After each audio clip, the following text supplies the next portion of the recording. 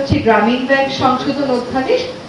এখানে আগে যখন গ্রামীণ ব্যাংক কাজ করত একটা মূল্যবোধ নিয়ে কাজ করত, সেই মূল্যবোধটা হচ্ছে যারা গ্রামীণ ব্যাংকের বেনিফিশিয়ারি তাদেরই সে থাকবে এই ব্যাংকটার পরিচালনার ক্ষেত্রে।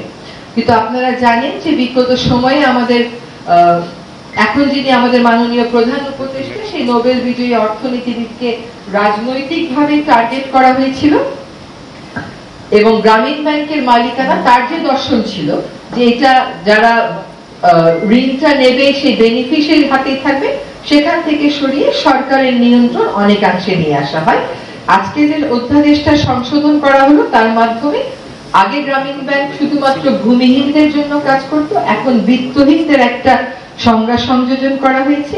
ইউনিয়ন পরিষদের পরিসর থেকে বের হয়ে সিটি কর্পোরেশন, পৌরসভাকে অন্তর্ভুক্ত করা হয়েছে এবং বোর্ডের ক্ষেত্রে বলা হয়েছে যে যারা এটার বেনিফিশিয়ারি তাদের মধ্য থেকে 9 জন নির্বাচিত হয়ে আসবে, এই 9 জনের মধ্য থেকে আবার 3 জন মনোনীত হবে এবং তাদের মধ্য থেকে একজন চেয়ারম্যান নিযুক্ত হবে।